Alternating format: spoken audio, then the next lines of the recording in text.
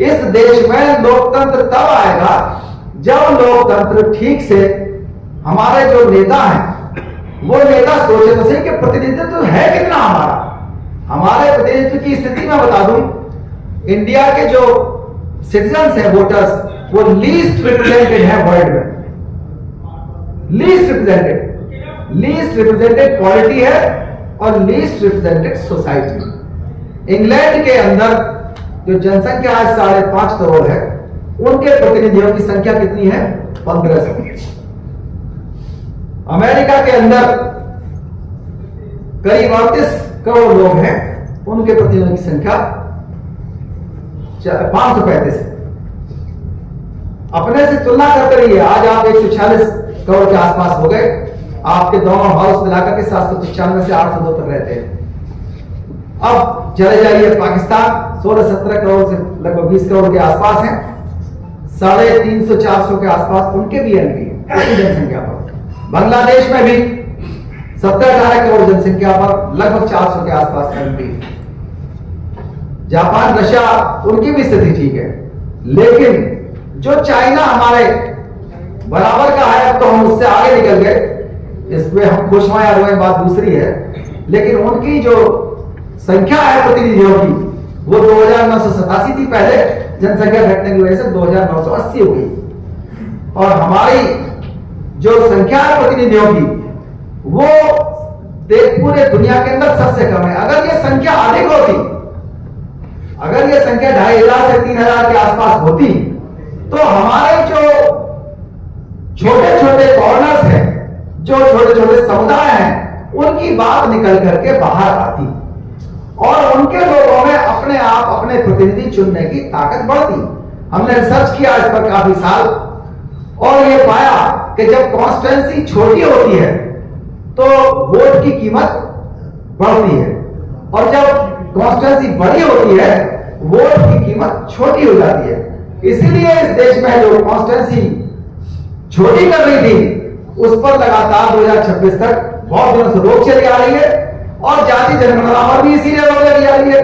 उनको डर है कि जाति जनगणना अगर जल्दी करा दी तो एमपी एमएलए की संख्या बढ़ानी पड़ेगी, आरक्षण बढ़ाना पड़ेगा, और इसी को अपनी जानकारी हो जाएगी, और एक ऐसा शेर जिसको हमने वेंटिलेटर पर डाल रखा है, वो शेर जाग जाएगा, और इस देश में हमारा एमपी एमएलए क्या, हमारा ग्राम प्रधान होना भी मुश्किल हो जाएगा। इसलिए सबसे बड़ी उनकी जो दुश्मन है वो है जाति जनगणना।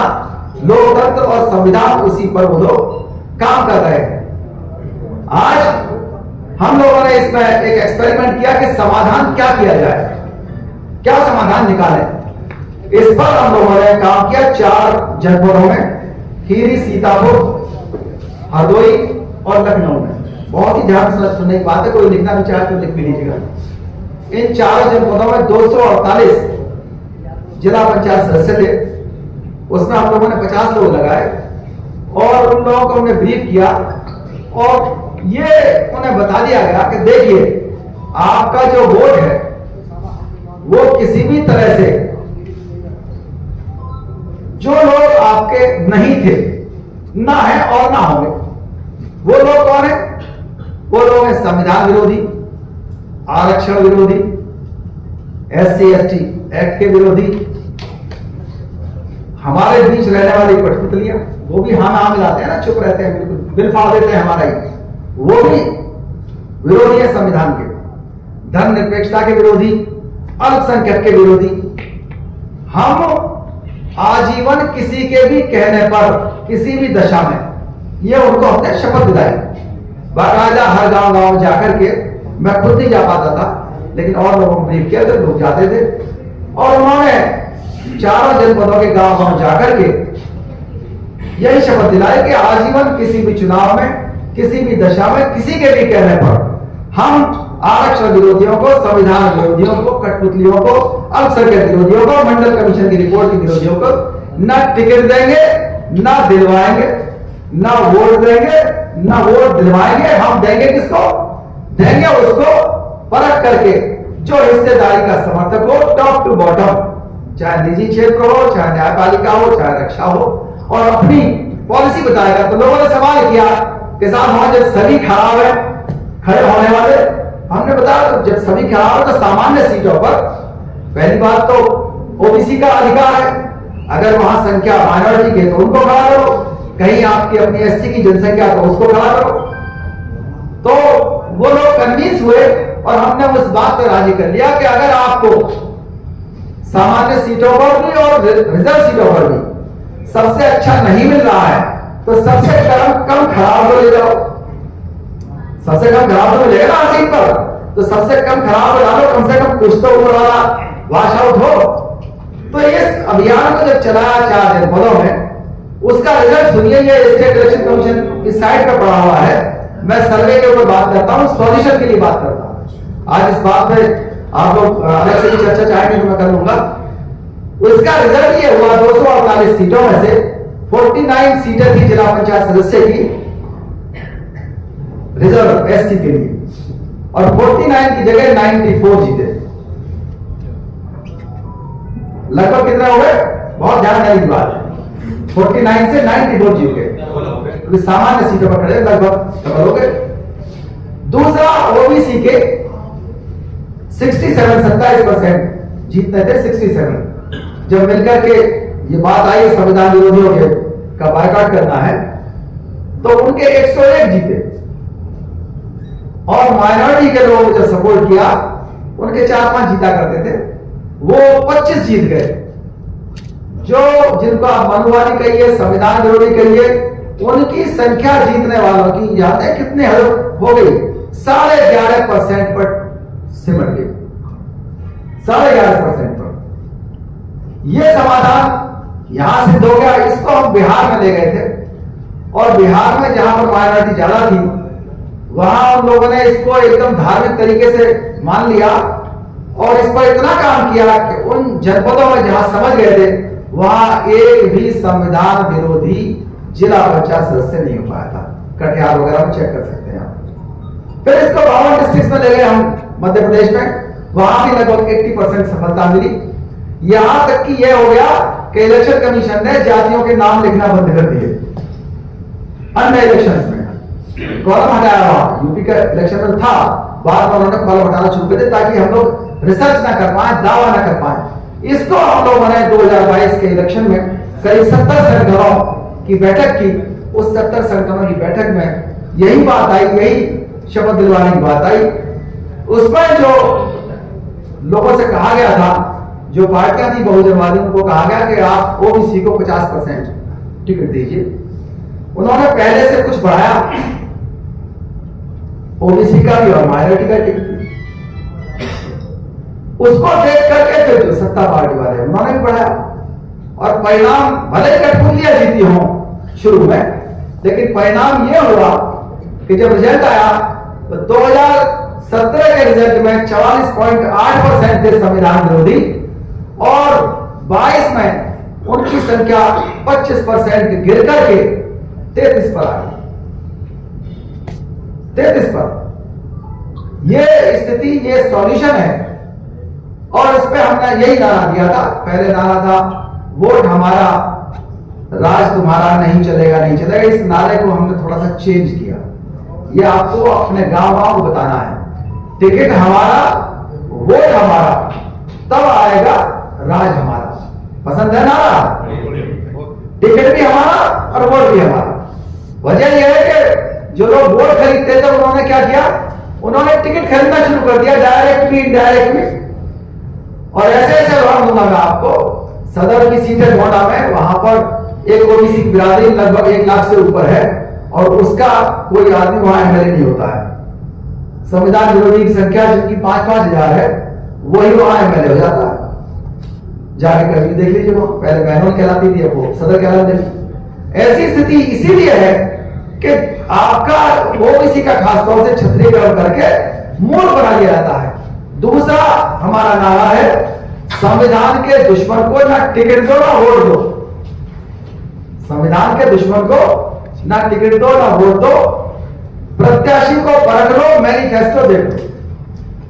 हमारे पास 3 ताकत है, वोट की, टिकट की और मैनिफेस्टो की। वोट की ताकत मानव काशीराम जी ने बहुत प्रचार की और काफी आगे सरकार लगे, परसेंटेज भी बढ़ गया।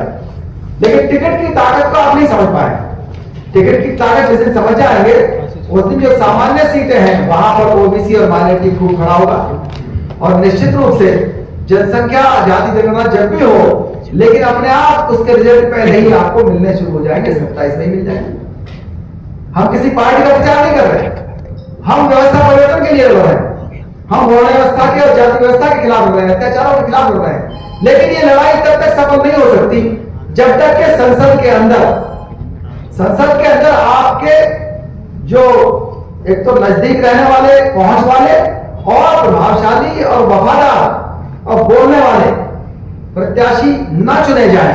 अभी तक ऐसा है जिनको जानकारी है वो उनको या तो टिकट नहीं मिलता या वो जीत नहीं पाते किसी न किसी तरह से, और जो टिकट खरीद करके चुप रहते हैं वो लोग जीत जाते हैं। तो निश्चित रूप से आपको प्रत्याशी को पढ़ना पड़ेगा। मैनिफेस्टो की ताकत को हमारा समाज अभी 1% भी नहीं जाना। मैनिफेस्टो कितना ताकतवर है इसको आप पूरी दुनिया की जो पार्टियां हैं उनको देख करके, उनका अध्ययन करके समझ जाएंगे। पूरी दुनिया की हर पार्टी मैनिफेस्टो बनाती है। एक आध तो पार्टियां ये कहती हैं कि हमारा तो भारतीय संविधान ही मैनिफेस्टो है। संविधान मैनिफेस्टो नहीं होता। संविधान मानने के लिए तो आप राजी गैर राजी मजबूर हैं, बाध्य हैं। संविधान नहीं मानेंगे तो जेल होगी। लेकिन मैनिफेस्टो को आपको समझना होगा। मैनिफेस्टो वो व्यवस्था है जो आप देना चाहते हैं।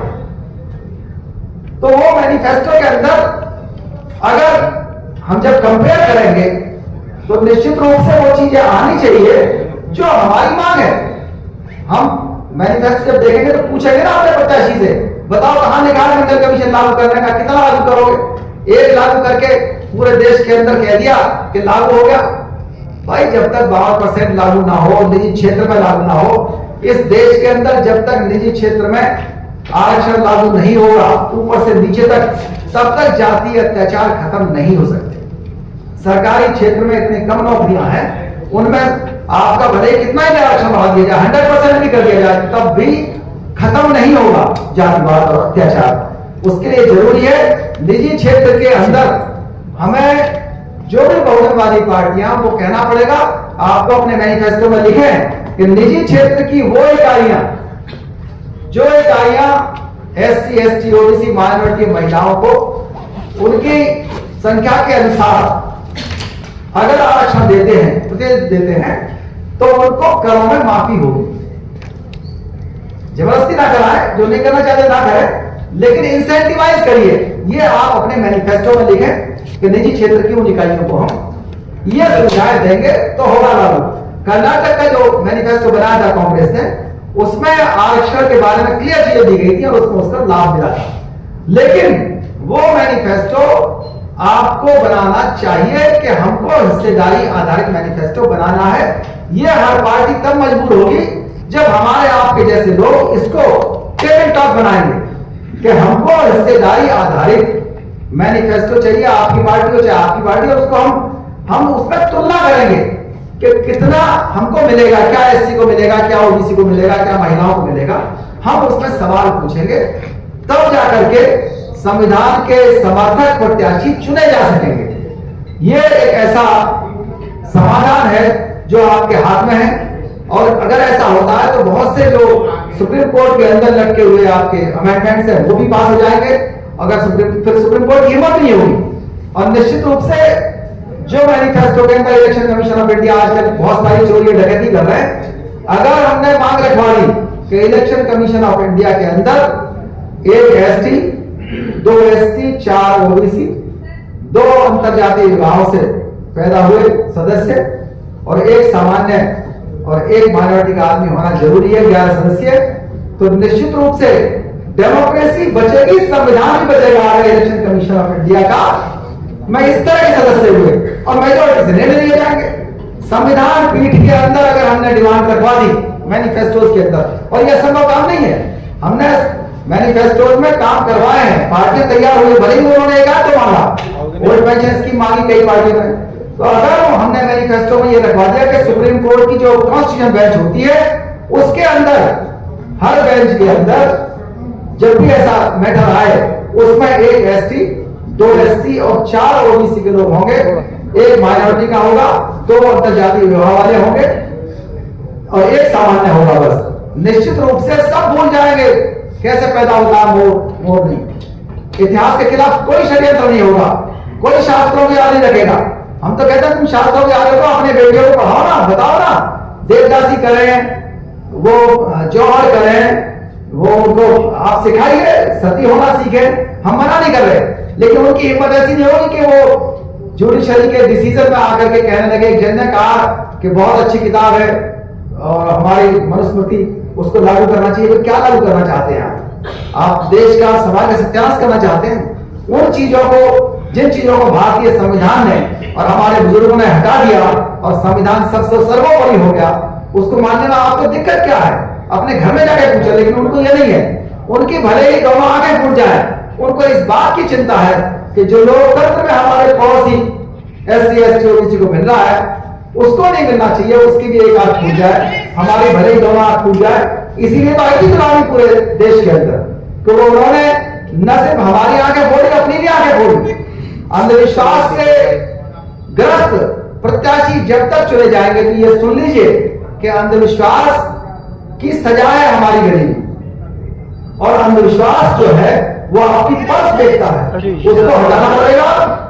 22 प्रतिज्ञा अगर नहीं अपनाएंगे, हमको यहां तक माइक्रो स्ट्रेटजी बनानी पड़ेगी, नाम भी बदलने होंगे, उपनाम भी बदलने होंगे, अपने ऐतिहासिक जो आइकॉन से वो अपनाने होंगे, अनैतिहासिक आइकॉन छोड़ने होंगे, पंचशील अपनाना पड़ेगा, मध्यम मार्ग अपनाना पड़ेगा। हमारा काम मध्यम मार्ग है।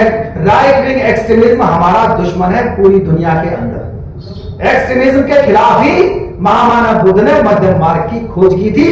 उन्हें पता था दुनिया के अंदर एक्सट्रीमिज्म है, वो एक्सट्रीमिज्म के खिलाफ मध्यम मार्ग पर चल करके, और अच्छी जो आपने कहा था कि मुफ्त शिक्षा हो चाहिए। लोकतंत्र का अर्थ क्या है? अगर मुफ्त शिक्षा नहीं है, एक से शिक्षा नहीं है, मुफ्त चिकित्सा नहीं है, मुफ्त न्याय नहीं है, मुफ्त सुरक्षा नहीं है, तो लोकतंत्र का क्या मतलब है? फिर तो राजतंत्र ठीक था, सम्राट अशोक और अकबर जैसा राजा होना चाहिए। बात ये नहीं है, असली चीज है कि असली लोकतंत्र का उद्देश्य हमने उसे इसीलिए अपनाया कि हमको एक सी शिक्षा चाहिए और मुफ्त शिक्षा चाहिए हर आदमी को, चिकित्सा चाहिए, सेफ्टी चाहिए, पूरी तरह सुरक्षा, और इसके लिए जरूरी है कि हम आत्मरक्षा के लिए भी तैयार हों। मैं शेक्सपियर का एक स्टेटमेंट खत्म कर रहा हूं। शेक्सपियर का एक स्टेटमेंट बताऊंगा। हमने बुद्धिज्म भी पढ़ा, सच्ची पढ़ी, शेक्सपियर भी आप लोगों ने पढ़ा है। शेक्सपियर ने मर्चेंट ऑफ वेनिस में लिखा है कि अगर तुम मुझे सुई चुभोगे तो क्या मुझे दर्द नहीं होगा? अगर तुम मुझे बुलबुली करोगे तो क्या मुझे हंसी नहीं है? अगर तुम मुझे जहर दोगे तो क्या मैं मरूंगा नहीं? अगर तुम मेरे साथ गलत काम करोगे तो क्या मैं बदला नहीं लूंगा? बदला लेने की भावना मना है, लेकिन आत्मरक्षा का अधिकार भारतीय न्याय संहिता सेक्शन 34 से 44 तक आपको इस हद तक देती है कि अपनी प्रॉपर्टी बचाने के लिए, अपने आप को बचाने के लिए आप हमला कर सकते हैं दूसरे पे, और 38 और 41 में यहां तक है कि आप भी जान ले सकते हैं। तो हम बदले की भावना का प्रचार नहीं कर रहे, हम प्रचार कर रहे हैं कि आत्मरक्षा के लिए आपको अगर कलम रखनी है घर में तो हॉकी भी रखनी पड़ेगी। कोई पूछे तो कहते ना खेलने के लिए हॉकी तो रखवा सकते हो ना। जिस घर के अंदर 4 हॉकी रखी हुई है, 4 सीटी रखी है, 4 हेलमेट है, 4 टॉर्च है, आधी रात हो चाहे दोपहर, उस घर के सामने से कोई इसलिए नहीं गुजरेगा कि वहां छेड़खानी करे। मालूम है 4 हॉकी रखी हुई है, 4 लाठी रखी हुई है। आत्मरक्षा का अधिकार आपको अपनाना पड़ेगा, और हमारे पढ़े लिखे लोग निराश ना हो। संघर्ष हमारे दादा परदादा करते आए हैं, उनसे तो बेहतर स्थिति में है हम। नौकरी छोड़नी पड़े तो नौकरी छोड़ दो, कोई भूखा नहीं मरेगा, कोई भूखा नहीं मरेगा। जिसने सड़क पर या गली में अपनी पहचान बनाई है, उसे इतना हमारे समाज के लोग आ गए हैं, उसे भूखा नहीं मरने देंगे। कोई भी न जहर खाने की जरूरत है, न गोली मारने की जरूरत है, कोई बदले की भावना की आवश्यकता नहीं है, लेकिन संघर्ष तो करना पड़ेगा। बाबा साहब ने किया, ज्योतिबा फुले ने किया, बुद्ध ने किया, तो हमें भी नहीं करना। इस तरह कोई निराश होने की जरूरत नहीं है। अगर ऐसे निराश है तो बहुत सारे आपके एनजीओ बने हुए हैं, हम हेल्प करेंगे, आपकी लड़ाई हम लड़ेंगे।